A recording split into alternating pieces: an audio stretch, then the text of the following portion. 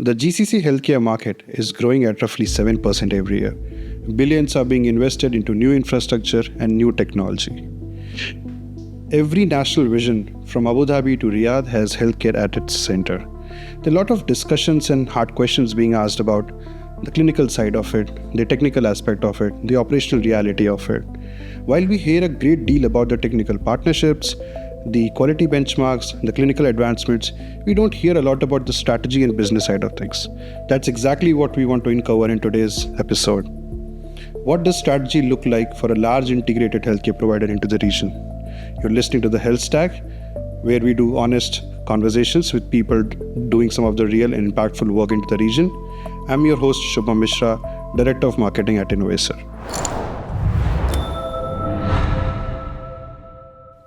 Today, I'm joined by Umang Jain, VP of Strategy at NMC Healthcare, where he oversees the region's one of the integrated large care providers' strategy in terms of how they are building, who they are competing with, and how they're building the future of healthcare delivery into the region.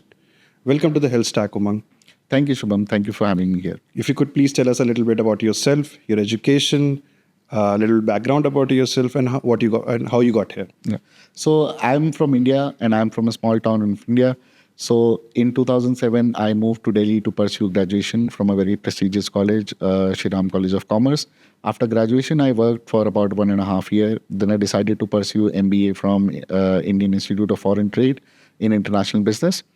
From after MBA, then I moved to pharma and biotech sector, and I was working there in the strategy and business development department. But I also wanted to explore international opportunities, so I was looking for global companies, and that's when I got the opportunity to actually come to UAE and start working with NMC. You're right. Most of your career has been around healthcare largely, like pharma and then biotech, and now into healthcare strategy. So looking back, are these like your deliberate choices that you made, or was it like, these things kept on happening and they came to you as options or priorities, then you chose them? Yeah. No, actually, I never planned to be in healthcare. I did not even plan to be in pharma biotech. It happened by serendipity. So from the college, I was almost going towards the finance side of things, especially in the investment banking. But I was not very keen on pursuing investment banking as a career. So I wanted to pursue something which has a direct interaction with the business, which is basically strategy and growth. Mm-hmm. So I got in touch with my alumnus from the graduation college, and he was pursuing a strategy to grow his company by 10 times in the next 10 years. So it was a very interesting project. So I had a discussion with him, and then I joined him. So that was the start of my pharma career. And I worked in pharma and biotech for about 3 years. So in that, I started with the strategy and business development for these companies. And but I also wanted to explore the international markets.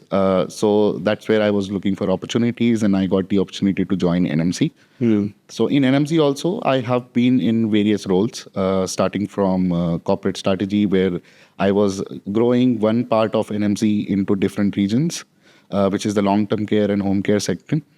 From there, I moved to operations. So I worked in core hospital operations for 4 years at NMC, and then finally to the strategy office. Got it. So this was a deliberate choice. Yeah. After moving to healthcare, then yes, I really liked the sector. I started to understand it, and then I believe that yes, this is a sector where you can develop a career. So that's how it developed. Hey.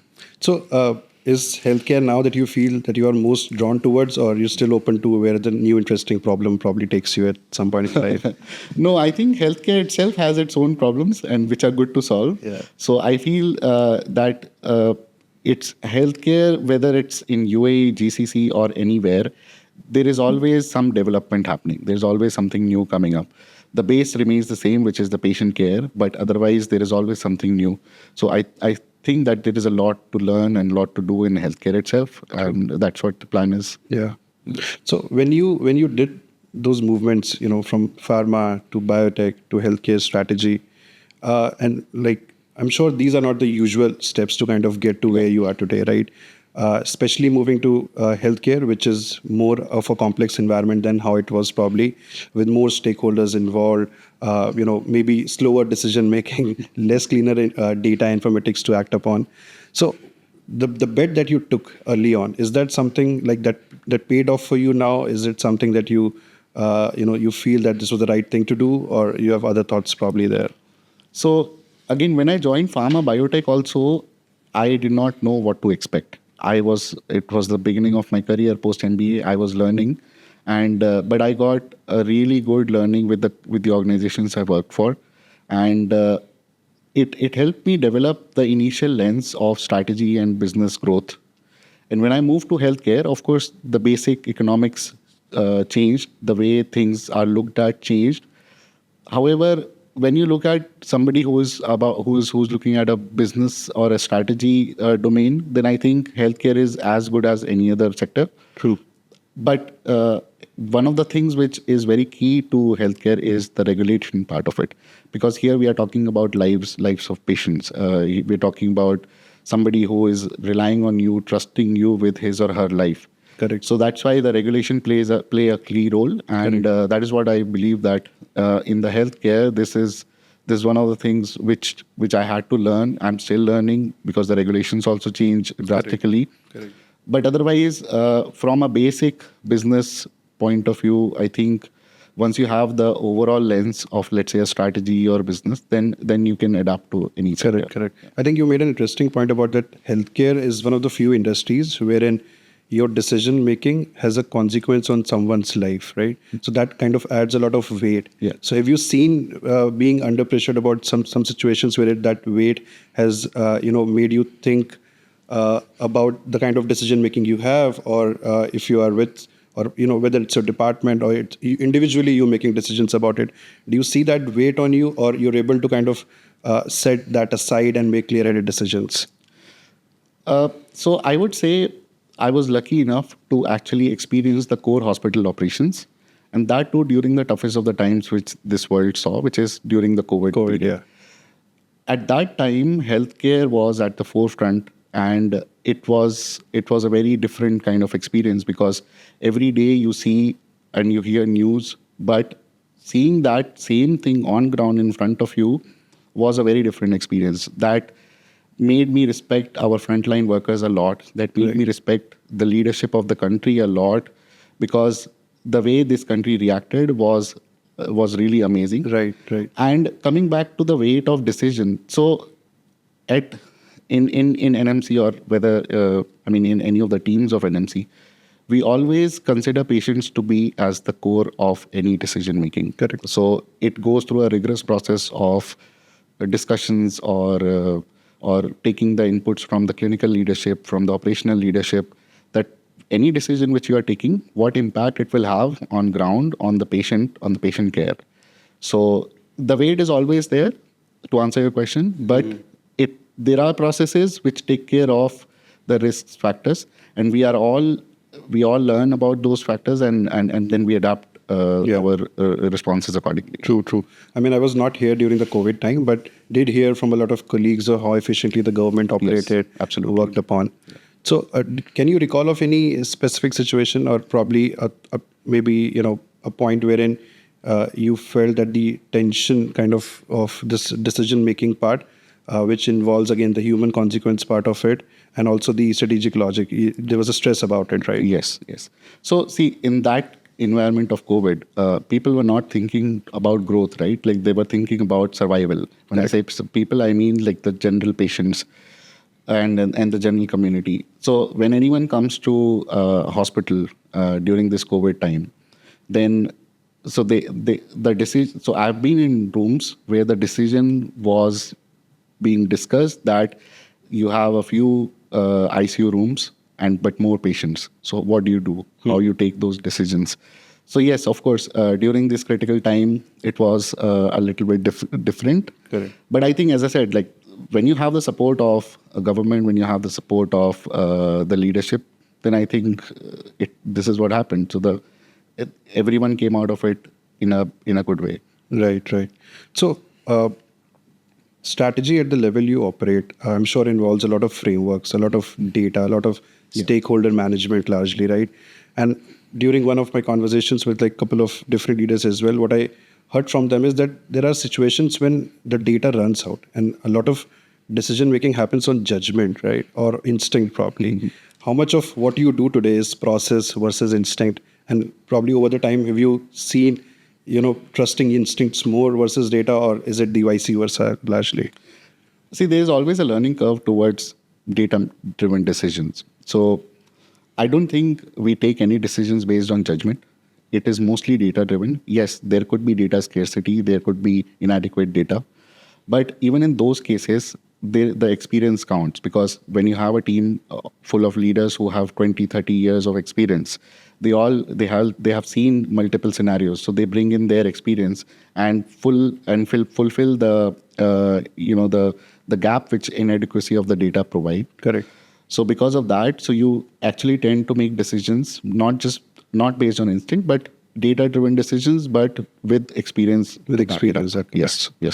Yeah. So, could you walk me through probably an example wherein, how do you approach a genuinely ambiguous strategic question? Not like from a framework standpoint, but purely from a thought process where data is, let's say, not available and stakeholders are running into different directions and you are supposed to make like a conscious call out of it. Like, how do you go about it? Yeah, I'm sure it must be difficult. It is difficult. See, again, the backbone should be strong.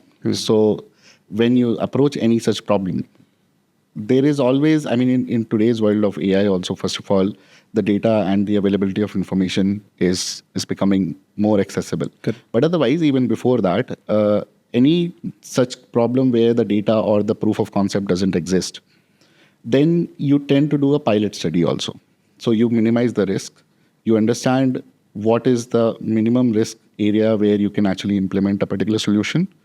Or you see that in other parts of the world, maybe not in GCC, but in other parts of the world, if somebody has tackled this problem, so the research becomes your data instead of... You reference it to the research or something which has been done in other parts of the world. And again, there are mature countries like US, Singapore, in healthcare I'm talking about, who have experimented with a lot. So any such project actually can derive a lot of value from those. So there's always like a guiding star, like a North Star to look forward to in there. There is always a guiding principle available. But what matters is, Shubham, the interpretation of it. How you interpret it, how you apply the local context to it, how you understand that what impact it will have on the key nuances of your business. That is what matters. And very contextualized to the region also. Absolutely. Because I think that's what the most important aspect is. Yes, absolutely. Right. So NMC, I believe, operates around 70 plus facilities across the region with lots of specialities, different teams, different operational realities, right? How do you operate in a complex environment like this? So actually, there are very few healthcare companies in the region that have a proper strategy office. So we are very lucky that our leadership sees the value of a proper strategy office. And so the strategy office is very much integrated with all the other business functions also, including operations, clinical leadership, IT and technology. So this is how we operate. So we basically form an integral part of the team rather than operating in silos, because otherwise strategy remains only at a planning stage. Correct. It doesn't go into the execution. Right. But our narrative or our the guidance from the leadership is very clear that strategy is not just at planning stage. You have to also follow through with the implementation of it. You have to take everyone along. You have to align everyone. Make sure that every leader of the business unit, they understand what implications it will have. They give their feedback. So it's a more comprehensive and inclusive process rather than operating in the silos, presenting the plan and then asking somebody else to implement it. So why do you feel like in some of the organizations probably strategy just remains like a presentation deck, right? And not being able to execute? Is it something to do with leadership? Is it something to do with the like regional nuances, or is it like mix of a lot of different factors? Like, what is your take on that? So my understanding is, I do not have a lot of experience on this, but my understanding so far after working in the strategy office at NMC is that it depends on what value the strategy office can bring. And it is also the prerogative of the leadership to understand how they can extract that value, but also the team. Right. So the team also has to perform accordingly. So this is why I think most of the organizations keep strategy as a support function, but we consider strategy to be very active and driving function rather than a support function. So it goes much beyond presenting the decks or creating the decks and the business plans. It goes all the way to the implementation and then monitoring the outcomes of it, because outcomes are also very important. Got it. So you've been at NMC for almost 5 years now, and you've significantly grown within the organization as well. What's the most important, like one important thing that probably you see how you operate today versus when you started? Do you see that, and the difference not in terms of seniority, but in terms of how the decision making happens and how much involved you were versus like what kind of contributions you make today? Yeah. So I've been with NMC for more than 8 years now. And as I said, like the first role, it started with actually growing one of the verticals of the company. And at that time, I did not have much experience of the healthcare operations. So it was more of a templatized approach that you have a vertical or a business unit that is working well, copy the same template and grow, right? But that was an approach which was at the beginning of my career. But as I grew more into the healthcare industry and as I understood the industry more, and I also went through the rigorous healthcare operations role, the understanding actually has changed from templatizing to actually personalizing. So it has to be contextual. We have to understand that how it actually affects the operations, how it impacts the operations, and how any decision which you take in a head office impacts the care which is being given to the patient. So that angle, that lens has come into play now. Correct. So is there also like a dimension of thinking for you today wherein there are certain capabilities that you're trying to better within yourself as well, right? If to operate at a certain next level, you feel there are certain things that you need to get better at, and you constantly introspect about it and trying to improve on in those areas. Yeah, no, absolutely. And especially if you have leadership that is very forward-looking, that is very, forward-looking. So basically, you have to be very much prepared. You have to always upskill yourself. This is what we actually pursue very strategically in our office, in our strategy office. So, like for example, the latest wave of AI adoption. So we, as in our company, so the leadership is very bullish on the AI. So that is why the entire company actually is adopting various ways to include AI in the workflow. So are there also like certain programs and certifications being run within the organization to make the staff equipped with the Yes. NMC supports the staff with a lot of trainings and certification programs, including the in-house trainings and external trainings also. So that gives the staff a platform to actually upskill themselves while being in the job. So yes, NMC does. Got it. All right. So let me put a thesis around for you. So GCC has been largely operating, and probably till now as well for most of the organizations, operating on a volume kind of a model, right? Your beds, your procedures, your insured patient throughput largely. Mature markets have been able to unwind that for almost 20 years now, and to try to move to an outcome-based kind of a model, which has been very painful largely, right? So do you think the GCC will repeat that transition, or do you think they have an opportunity to leapfrog it in some way or the other? So I think there's definitely an opportunity to leapfrog it, mostly because, see, the mature markets have gone through the experimentation. So first of all, the learnings are available. The second is it all connects to the leadership of the country, their vision, right? Like for example, in UAE, so we have the National Vision 2031. Right. In that vision itself, our leadership of the country talk about how the healthcare should evolve for the patients to live a better life. So right now, the system or the payer systems in GCC, they are mostly, they incentivize the revenue-based models. Yeah. But as we progress, we can actually feel the shift happening towards more outcome-driven approach, where the providers will probably be, let's say, incentivized or paid or reimbursed based on the outcomes which they are able to provide to the patients. So do you see some specific examples wherein you're seeing that shift happening quickly, like probably specific disease areas probably, or anywhere that you feel that shift has already started to happen, probably within an MC or largely that you see in the space? Yes, but it's in a little bit nascent stage right now. But the policies and the procedures are being formulated around the outcome-based approach. Like, for example, both DHA and DOH, they are pursuing the value-based healthcare. Correct. In different forms. So we at NMC and the other healthcare providers, we keep getting the guidelines and the protocols of the strategy of DOH and DHA, and then accordingly we provide our feedback to them so that it becomes more inclusive. I can't recall any examples right now, but yeah, you're seeing that shift eventually. Yes, eventually. So I remember reading somewhere last year NMC gave a 4-pillar strategy, right? Largely around portfolio expansion, asset optimization, operational improvement, and service line growth. Now, from the names of it, they look like the right move in a volume model, right? So, but is the outcome thinking part of it? Is it still in the plan, or is it something that for the future that you're thinking of? So actually, one of the pillars is actually delivering clinical excellence for our patients. Right. So that forms the base. And again, we have to move in tandem with the market. So internally also we have we have a lot of processes to actually drive the outcome-based approach. But yes, like growth has to happen along with it. Yes. So right now, it's more of a clinical excellence as the base coupled with the growth. But that mental shift has started to happen. 100%. 100%. Got it. So insurance tariffs largely in the UAE have remained flat over the couple of years, right?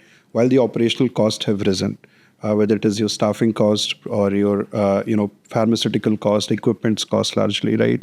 And there has been this thesis about that marginal compression leads to consolidation largely, right?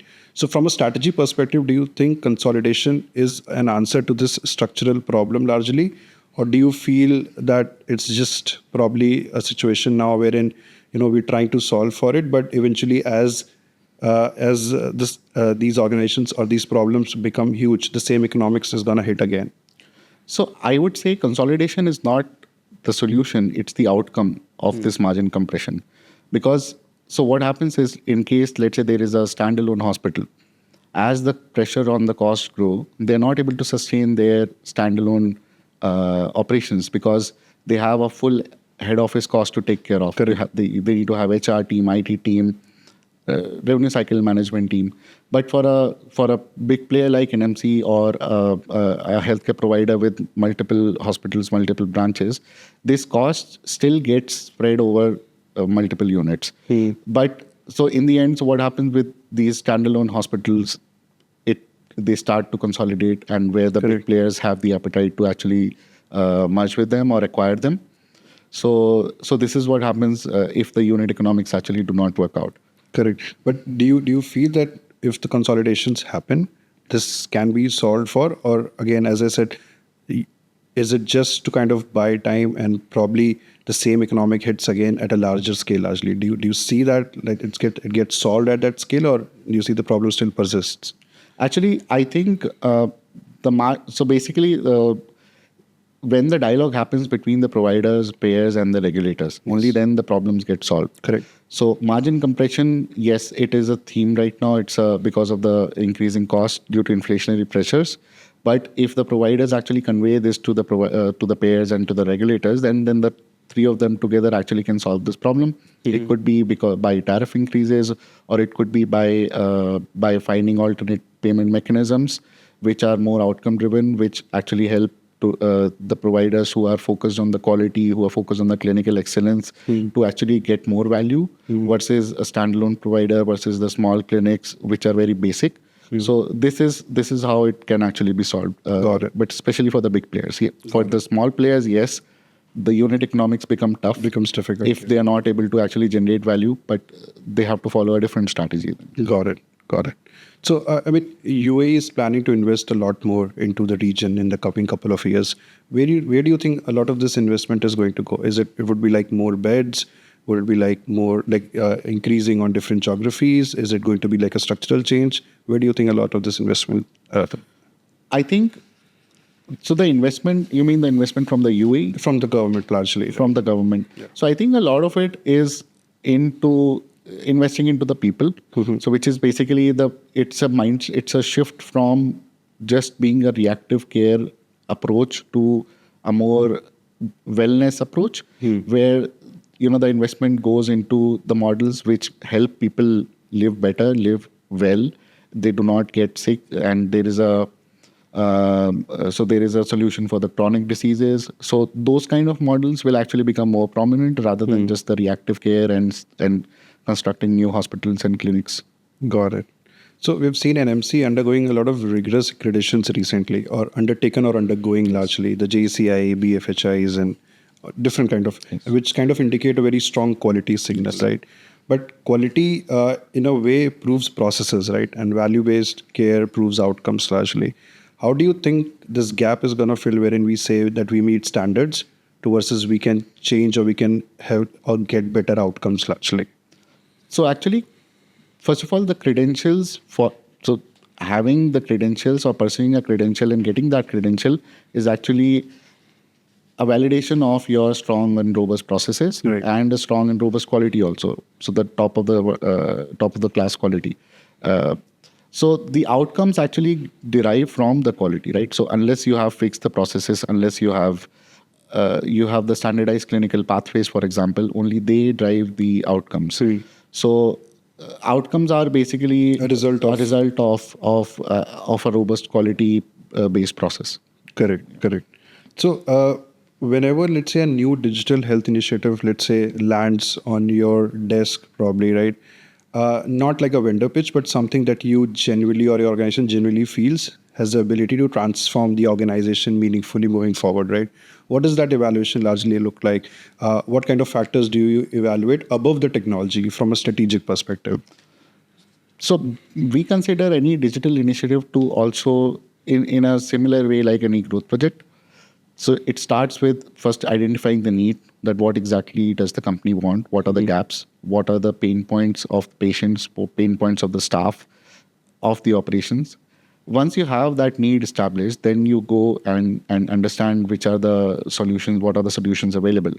Once you have shortlisted a few solutions, then it goes into the mode of evaluation. So basically, it has all the elements similar to any growth project, that who will drive the outcome, what does success look like in the next 12, 18 months, what kind of impact will it have on the patient care, on and then of course, what is the ROI it will drive. Yes. So it's the same process, similar to a growth project, which starts with the identification of the needs and goes all the way to who will own the outcomes and what is the impact. Right. So there's also this version about digital transformation that a lot of these initiatives fail, right? And the reason largely is not always the technology, but sometimes maybe an organization is not able to absorb it. Maybe they were not able to redefine or redesign the workflows, or maybe the staff was not completely onboarded, or maybe the governance was not in place. What do you think an organization needs to do as a prerequisite, right, before even getting to it or trying to get some meaningful outcomes from a digital initiative largely? I think the first thing is the objective needs to be very clear. Why are you bringing a particular digital health initiative? Is it to solve a particular problem? Then you have to measure the outcomes based on the solution of that problem. If it is just a very generic approach, then the projects are bound to fail. So I think specificity or identifying the right objective is the key. Then the ownership. So it should not be implemented in silos. The owners, there should be a proper ownership with a proper responsibility, and the responsibility should also include aligning with the different functions. Especially, it's very important in healthcare because, as I said, it impacts the patient care. Correct. So unless you align and you look at all possible scenarios wherever this particular digital health initiative or digital initiative will have impact, only then it will become success. Right, so this is what we have seen in our company also. So, but data in generally large organizations, right? It is a very important asset also, but at the same time, an equally important, or the hard part of that is to make use of it, like the correct use of it, because it's often siloed. It's into different fragmented systems that don't talk to each other largely, and the infrastructure to unify that data and is very unglamorous, and it's also expensive largely at the end of the day, right? So from a strategy perspective, like what do you think about this data? Is it something which is an IT problem that you feel? Is it something like a clinical problem, or is it something that strategy needs to kind of take care? So again, from a strategy point of view, we use data as a tool. We use data as an input, right? So if it is unstructured, if it is all over the place, then yes, of course, it becomes difficult to drive the data-driven decisions. But otherwise, I don't think it is an IT problem or a clinical problem. I think it's more of a systems problem. So if the systems talk to each other, if the systems are built from the scratch in such a way that they can foresee, the changes, then I think this problem actually. But where do you think the ownership largely lies? Because in a lot of digital initiatives, especially when you're bringing some like a new technology, I think it's across an organization, right? But at the same time, it can feel too technical for someone, let's say, who is in a business role. It could be too strategic for someone who's an IT department, right? So how do you like understand? And it can be like it cannot also not fit because it is very cross-cutting into different domains. So it can't largely fit into one specific department largely, right? So from a strategy perspective, how do you think about it when you look at a new technology? For example, a lot of AI conversations happening recently, right? So how does that thinking happen? Is it like across departments having all the stakeholders commonly talking about the initiatives and the outcomes that we want to kind of get ahead with, or is it something that is being centrally driven largely from a strategy standpoint and then making sure that everybody is aligned to it? So there are multiple ways to actually drive it. So if there is a proper strategy department, then yes, they can actually take the ownership and drive it. But the most important thing is actually stakeholder alignment, right? Correct. So whether it is IT, whether it is clinical, or maybe like AI today is impacting the revenue cycle management. So the respective teams, they need to understand the impact of it, and they need to actually give the feedback to the owner to actually to make the project in such a way. Got it. So I think the ownership doesn't necessarily lie with one department. It has to be a teamwork and a stakeholder alignment process first before anything is implemented. Got it. I've also seen a lot of time, especially that in large health systems, there's often this dilemma about build versus buy when it comes to a lot of technology and solutions, right? What kind of framework generally organizations use when trying to make that decision? Do you build it yourself? Do you partner with somebody who already has it? Like how does that thinking happen there?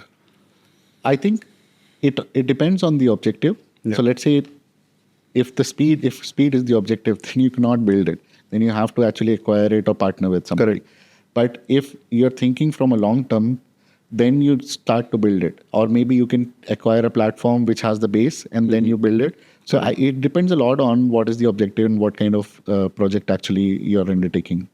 Got it. Is it also based like on the delivery of that technology? Like probably it's a clinical one, or it's, let's say, a financial technology or something related to, let's say, the information technology side of it. Does that decision making change across departments when you evaluate it, or is it largely, as you said, if it's a long-term investment in which is going to transform something which is across the organization, or probably like a one-off standalone solution? So it kind of depends on that as well, right? Yes, I don't think it changes because of the which department needs it.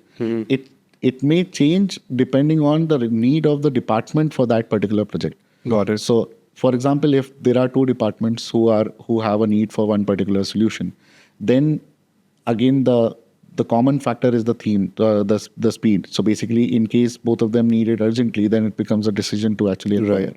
And it also helps fast the decision as well. You know? Yes. Got it. So if the GCC Healthcare, from your perspective, needs to do something right over the next probably decade, which could not incrementally improve, but like have like a genuine transformation in the region, what do you think that one thing could be, and what do you feel stands in the way to kind of get there?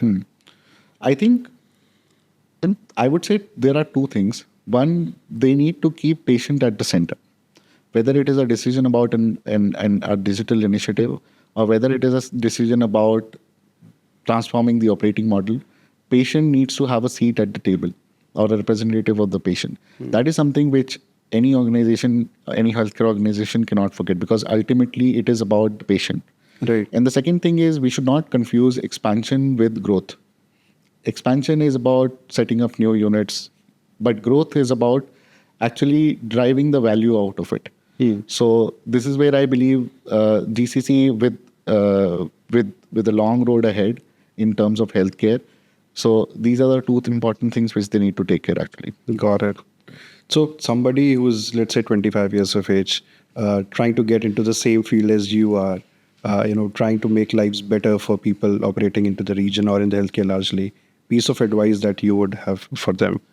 I think understand healthcare, understand the industry, understand why certain companies succeed, certain companies do not. Understand the basics of it and start having conversation with the leaders. So the more you grow in your network, if you aspire to be in healthcare, you need to actually understand how leaders in the healthcare think. Yes. So you need to try to approach them and build that network over time. I think that's the great advice I would say. All right. On that note, thank you so much, Umang.